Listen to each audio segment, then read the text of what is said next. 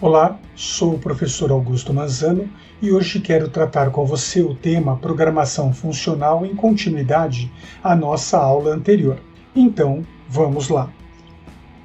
Esta mini-aula tem por objetivo fazer rápida introdução ao paradigma declarativo funcional. A programação funcional é uma metodologia que permite escrever programas na forma de expressões matemáticas, como se essas expressões fossem equações. O paradigma considera o uso de avaliações de funções que evitam os chamados estados mutáveis, que são funções chamadas puras. Uma função é considerada pura quando o resultado de sua ação é sempre o mesmo a partir de um mesmo argumento, ou seja, quando uma função possui o chamado transparência referencial, sendo esta função executada sem efeitos colaterais. Este paradigma define a computação como uma série de expressões matemáticas baseadas no uso de funções e no auxílio de estruturas de conjunto. Por exemplo, a função f de x, sendo x mais 1, diz que, dado um argumento x em f de x, seu domínio, haverá o retorno do valor sucessor de x como sendo x mais 1, sendo este o seu contradomínio. Se fornecido para a função o argumento 5, seu retorno será 6, pois a função de 5 é igual a 6. O código de um programa funcional segue uma estrutura declarativa e não imperativa. Devido a esta questão, o código funcional é muito menor do que o código imperativo, proporcionando uma manutenção mais simples do código funcional. Essa característica faz com que este estilo de programação venha ganhando bastante notoriedade. Uma função pode ser usada como argumento de outra função, caracterizando o que se chama de função de primeira ordem. A programação funcional não se utiliza de laços como é feito no paradigma imperativo. Em seu lugar, usa-se o conceito de recursividade. Esses detalhes serão apresentados em outro momento de nosso curso, então não se preocupe com isso agora.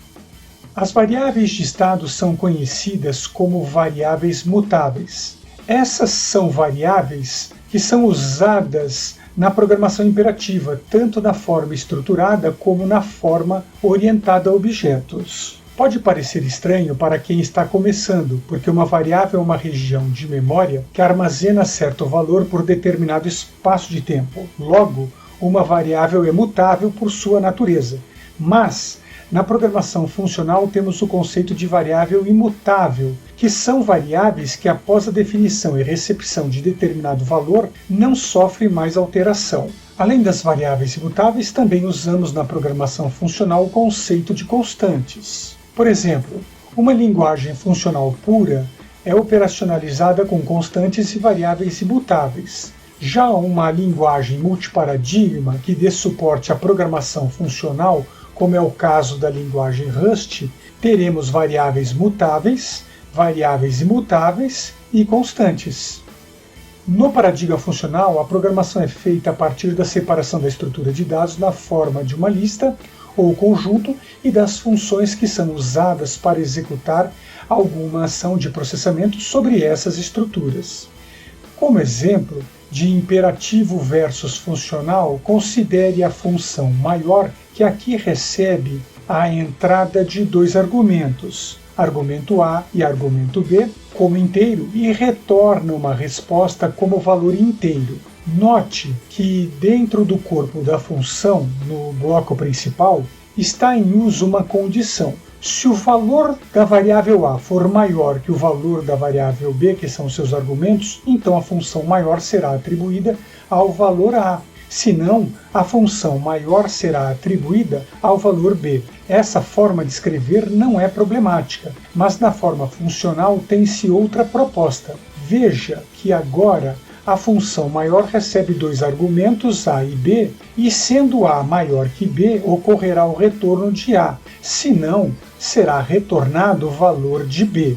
Observe que nestes exemplos, a segunda forma possui uma estrutura mais simples, então a manutenção deste código é mais fácil do que em relação ao código imperativo. Com isso, Não quero dizer em absoluto que a programação funcional é melhor que a programação imperativa ou que a programação imperativa é melhor que a programação funcional. Esse é um tipo de conceito de definição que serve apenas para desenvolver preconceitos tecnológicos. Dizer que a programação estruturada, por exemplo, é pior que a programação orientada a objetos é, no mínimo, uma grande estupidez por parte do profissional, porque, na essência de um trabalho, o que interessa, na maioria das vezes, é combinar paradigmas. É extrair de cada metodologia de programação o seu maior potencial. Assim, eu sugiro a você que me ouve que leia o artigo Aprenda a Programar em 10 Anos, de Peter Norvig.